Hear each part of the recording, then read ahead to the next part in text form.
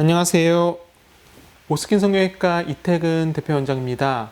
오늘은 여러분께 눈밑 수술과 그 다음에 이제 중안면 리프팅에 대한 연관성에 대해서 제가 꼭 강조드리고 싶은 점이 있어 이렇게 영상을 준비하게 되었습니다.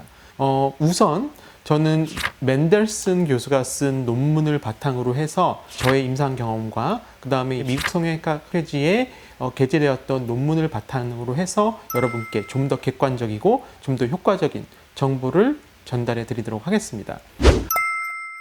눈 밑에 부분과 중안면 부분을 나누는 우리가 보통 이제 인대라고 하는 부분이 있는데요. 이 인대라고 하는 부분은 뼈와 피부를 다이렉트로 이어주는 띠라고 생각하시면 됩니다. 자, 다시 쉽게 말씀드리면 눈 밑에 부분에 이 눈 밑에 지방 불룩한 부분과 고랑진 부분이 있잖아요. 이 고랑진 부분을 기준으로 해서 그 아래쪽 부분을 우리가 보통 중안면 부분이다라고 표현을 하고 그 고랑진 부분의 위쪽 부분을 눈밑 부분이다라고 표현을 하는데 이 부분은 눈밑고랑 인대라고 부르는 이 고랑진 부분, 이 부분을 중심으로 해서 나눠지게 되는 겁니다. 그러니까 우리가 보통 프리맥슬라리 스페이스와 프리자이고마틱 스페이스 그리고 프리셉탈 스페이스라고 부르는 세 가지 부분이 존재를 합니다. 좀 어려운 개념일 수 있어서 제가 좀 더 쉽게 설명드리면 눈 애교 아래쪽의 부분을 보통 프리셉탈 스페이스라고 부르고요. 그 다음에 이 고랑을 아래쪽으로 해서 코 쪽에 붙어 있는 부분이 우리가 보통 앞광대라고 표현을 하죠. 이 부분이 프리막실러리 스페이스. 그리고 이 앞광대의 바깥쪽 부분, 그러니까 광대, 우리가 보통 애플치기라고 해서 우리 얼굴에서 광대의 가장 높은 부분이 있잖아요. 이 높은 광대 부분의 안쪽 부분, 이 부분을 프리자이고마틱 스페이스라고 하는데 지금 해부학적으로 말씀드리는 이 세 가지 공간의 경우를 일단 환자분의 사진을 보면서 같이 설명을 드릴게요. 그게 좀 더 이해하기 편하실 텐데, 자, 이 그림을 보시겠습니다. 보시면 왼쪽 부분이 이제 수술 전의 사진이고 오른쪽이 수술 후의 사진입니다. 자, 대부분 저한테 오는 환자분들의 고민 중에 하나가 무엇이냐? 저는 고랑을 기준으로 지방도 불룩해 보이고 전체적으로 얼굴도 처져 보이고 하니까 좀 피곤해 보이고 나이 들어 보이고 이것이 너무 개선하고 싶어요 라고 말씀하시는데, 이거를 개선하기 위해서 보통은 눈 밑에 수술을 생각을 하시고 오시는 경우가 굉장히 많으시죠. 그런데 이 눈 밑에 수술은 결국에는 이 눈밑 고랑이라고 하는 이 부분의 안쪽 부분, 그러니까 이 눈밑 고랑의 위쪽 부분에 대한 수술이라고 보시면 되고요. 물론 이제 우리가 지방 재배치수를 하거나 하안검 수술을 하거나 할 때 눈 밑에 지방을 고정하는 부위는 고랑의 바로 아래쪽 부분까지 내려오기는 하나, 이 그림에서 보시듯이 고랑을 기준으로 지방이 불룩해 보이잖아요. 이거는 지방이 처진 것도 있지만 앞광대 쪽의 볼륨이 꺼지면서 더욱더 그 부분이 부각돼 보이는 겁니다. 자, 키포인트 한 가지를 말씀드릴게요. 눈밑 수술은 결국에는 가장 핵심적인 게 뭐냐면 조화로움을 추구하는 겁니다. 나이가 들면서든 혹은 선천적으로든 눈 밑에 자체의 변화가 일어난 부분에 대해서 최대한 탄탄하게 되돌려서 눈밑이나 중안면의 톤을 최대한 높여주는 것이 눈밑 수술의 목표라고 보시면 되는데, 그러면 단순하게 내가 주름진 부분과 고랑진 부분, 불룩한 부분이 있으니 그거 하나하나에 키포인트를 맞춰서 수술을 한다라는 거는 조화로움에서 어긋나 버린다는 거죠. 경우에 따라서 눈밑 수술을 하시면서 중안면의 리프팅이 필요한 경우는 어떤 분들이냐? 다음과 같이 눈 밑에 고랑 아래쪽에 프리맥실라리 사이너스라고 했던 바로 이 앞광대 부분 쪽이 상대적으로 꺼져 있는 분들은 이 앞광대 부분 쪽에 리프팅 수술을 같이 시행해 주는 경우에 훨씬 더 좋은 효과가 나타나고요. 그만큼 눈 밑에 지방 쪽을 받쳐주는 톤 자체가 높아지기 때문에 이것이 상대적으로 오랫동안 더 유지될 수 있는 환경을 마련해 주는 것입니다. 조금 어려운 개념일 수 있어서 제가 오늘 이 동영상을 보면서 또 같이 좀 설명을 드리려고 하는데, 핵심은 그겁니다. 미드측과 눈밑은 절대로 뗄래야 뗄 수 없는 관계라는 거고요. 보통은 30대에서 40대 분들 같은 경우에는 이 미드측 자체의 처짐 자체가 심하거나 볼륨 자체의 로스가 심하거나 선천적이지 않은 경우에는 심한 경우는 별로 그렇게 크진 않은 것 같습니다. 하지만 40대 중반이 넘어가면서부터는 사실 미드측 쪽에 이 중안면 쪽에 볼륨 로스가 같이 생기면서 눈 밑의 변화가 같이 생기기 때문에 좀 더 눈밑이 불룩해 보이고 고랑져 보이고 더 퀭해 보이는 현상이, 얼굴이 처져 보이는 현상이 가속화되는 거죠. 대신에 이제 그럼 중안면 쪽을 리프팅하기 위한 키포인트가 뭐냐라는 건데요. 이것을 이해하려면 해부학적 구조를 잘 이해를 하셔야 됩니다. 해부학적 구조에서 지금 이 그림에서 보시면요. 55라고 써여져 있는 부분이 있고요. 이 부분을 중심으로 해서 하얗게 보이는 띠가 보이실 겁니다. 제가 서두에 아까 눈밑고랑 인대라는 구조가 눈밑의 수술이건 중안면의 수술이건 굉장히 중요한 구조라고 말씀드렸던 이유는, 인대라는 건 결국에는 뼈와 피부를 이어주는 띠잖아요. 이 눈밑고랑 인대라는 부분은 쉽게 말씀드려서 눈밑고랑, 그러니까 눈밑에 파여진 부분이라고 생각하시면 됩니다. 그런데 이 눈밑에 파여진 구조는 결국에는 우리 눈 밑에 부분과 중안면 부분에서 가장 볼륨이 적은 부분이겠죠. 왜? 뼈와 피부를 다이렉트로 이어주는 구조라 그랬잖아요. 그러니까 중안면 쪽의 리프팅을 위해서 가장 핵심적인 구조는 눈밑고랑 인대라고 하는 바로 우리가 눈 안쪽의 고랑진 부분입니다. 이 고랑진 부분은 인대라고 했죠. 뼈와 피부를 다이렉트로 이어주는 띠라는 겁니다. 뼈와 피부를 다이렉트로 이어주는 띠가 타이트하다 보니 상대적으로 중안면 쪽을 리프팅 시킬 때도 얘가 잡아주고 있으면 아무리 이 중안면 쪽의 리프팅을 이 눈밑 쪽에서 수술을 하면서 할 수가 없습니다. 그래서 제일 중요한 건 무엇이냐? 눈밑고랑 인대라고 하는 티어트러플 리가멘트와 오비큘라리스 리테이닝 리가멘트라고 하는 바깥쪽으로 연결되어 있는 이 인대를 풀어주어서 이 중안면 쪽의 볼륨이 살아서 위쪽으로 올라올 수 있게 하는 것이 핵심 포인트입니다. 어려울 수 있습니다. 저도 충분히 이해는 하지만 여러분들이 꼭 알으셔야 되는 건 눈밑 수술과 중안면 쪽에서 이 눈밑거랑 인대라는 구조와 오비큘라리스 리테이닝 리가멘트라고 하는 인대의 구조는 굉장히 중요하다. 그리고 핵심적으로 중안면 쪽이 리프팅 되기 위해서는 이 구조들이 릴리즈 돼야 된다.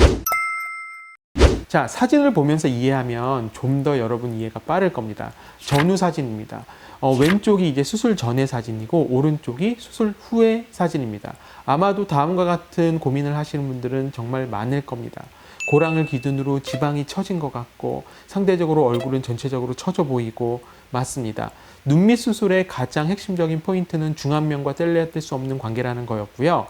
이분 같은 경우에는 이제 눈밑 지방 재배치 수술을 하시면서 중안면 쪽에 수프라고 하는 프리맥슬라리 스페이스를 리프팅 시켜준 환자분이고, 결국에는 핵심적인 포인트가 한 가지입니다. 내 눈밑을 최대한 탄탄하게 되돌린다. 눈밑 수술을 하면서 중안면 쪽은 결국 눈 밑에서 받쳐주는 구조이기 때문에 이 중안면 쪽이 탄탄하게 되돌아오면 그만큼 눈 밑쪽의 유지기간이나 눈 밑쪽의 톤 자체도 증가를 하는 겁니다. 다음 사진을 보시면 자, 명확합니다. 왼쪽이 이제 수술 전의 사진이고요. 오른쪽이 이제 수술 후의 사진입니다. 고랑을 기준으로 해서 지방과 피부가 처진 게 보이실 거고, 그 고랑 아래쪽으로 중안면 쪽도 볼륨 로스가 있으면서 처짐 현상이 보입니다.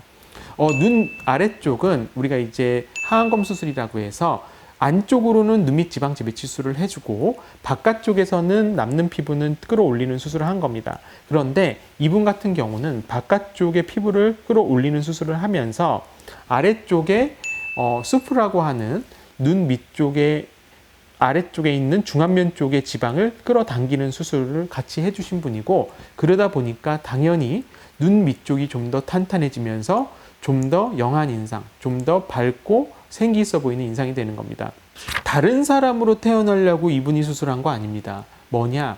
내가 나이가 들면서 혹은 내가 처져 있는 부분이나 약해져 있는 부분을 최대한 탄탄하게 되돌린 개념이라는 거죠. 자, 이분도 보겠습니다. 이분 같은 경우는 조금 특이한 케이스인데요.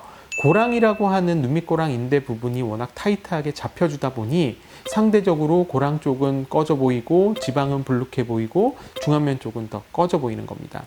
이분 같은 경우도 눈밑 지방 재배치수를 하면서 이제 피부를 절개해서 처진 피부만큼은 끌어올린 상태였고요. 상대적으로 중안면 쪽에 볼륨 로스와 처짐이 있었기 때문에 그 부분을 같이 해결해 주면서 결국 중안면과 눈밑을 모두 다 조화롭게 수술을 할 수 있었던 거죠. 저는 항상 이렇게 생각합니다. 눈 밑 눈밑과 중안면은 결국 뗄래야 뗄 수 없는 관계인데, 가장 중요한 건 내가 가질 수 있는 가장 하이톤의 눈밑 상태로 돌리는 게 전 눈밑 수술의 목표라고 생각하거든요. 이게 왜 중요하냐면, 결막을 통한 눈밑지방 재배치술이나 눈밑지방 제거 수술의 경우에는 그런 경우가 크진 않지만, 눈 밑에 하안검이라고 해서 피부를 절개하는 수술을 할 때는 환자분들이 가장 걱정하는 것 중에 하나가 뭐냐? 눈 밑에 액트로피온이라고 하는 눈꺼풀 뒤집힘 현상입니다. 눈밑 수술은요, 가장 중요한 게 톤입니다. 톤이라는 건 결국엔 세기를 말하는 거고, 눈밑을 톤을 약해지기 시작하면 그때부터는 부작용이 생길 수밖에 없는 겁니다. 눈밑의 톤을 높여주는 방법 중에서 이제 수술적으로 눈밑을 수술하면서 그 톤을 최대한으로 높인다? 그럴 땐 중안면 쪽도 굉장히 큰 역할을 차지한다는 거죠. 자, 이 사진도 마찬가지입니다. 전후 사진을 보면 명확히 이해가 가실 겁니다. 고랑이라고 하는 부분을 기준으로 해서 눈 아래쪽과 중안면 쪽, 이 미드측 쪽은 절대 뗄래야 뗄 수 없는 관계고, 결국 이 부분이 같이 볼륨이 증가하고 같이 엘리베이션이 되는, 리프팅이 되는 효과가 나타날 때 좀 더 명확한 효과가 나타날 수 있다는 거고, 그래서 우리가 보통 미드측 리프트를 하면서 이 프리맥실라리 스페이스 쪽에 아무래도 수프나 이런 원래 본인이 가지고 있는 중안면의 지방 자체가 적으신 분들은 이제 중안면 쪽에 지방 이식을 같이 권하는 경우도 있습니다. 자, 결국 제가 오늘 말씀드린 거는 그동안 제가 여러분들께 꼭 전달해 드리고 싶었던 사항 중에 하나입니다. 뭐냐? 눈 밑과 중안면은 뗄래야 뗄 수 없는 관계이다. 그리고 중안면 쪽의 리프팅은 솔직히 말씀드리면 우리가 안면 거상술이라고 해서 하는 수술 있잖아요. 귀 앞쪽으로 해서 당기는 수술. 자, 이렇게 당기는 수술일 때도 이 중안면 쪽은 커버가 안 됩니다. 기본적으로 우리가 박리를 하는 범위 자체도 이 눈동자를 기준으로 이 안쪽까지는 박리 범위가 될 수가 없기 때문에 안면 거상술에서도 사실은 커버를 하기 힘든 부위고, 두 번째로는 제가 이렇게 경험을 해보면 턱 라인과 이 중안면 쪽이 가장 얼굴을 생기를 결정하는 부분인 것 같습니다. 그래서 이 중안면 쪽에 대한 수술은 결국 눈 밑의 수술과 뗄래야 뗄 수 없는 관계이다. 꼭 기억해 주시면 좋겠고, 마지막으로 제가 눈밑 성형의 3대 원칙을 정리를 했습니다. 그래서 여러분들께 말씀을 드리겠습니다. 첫 번째는 가장 보존적인 방법을 선택하십시오. 그 이유는 눈 밑의 톤이라는 건 그만큼 나의 지방, 근육, 피부, 경막 이 모든 부분이 정확하게 보존적으로 유지될 때 가장 높은 톤을 유지할 수가 있습니다. 두 번째는 톤을 높여줄 수 있는 방법을 선택하시라는 겁니다.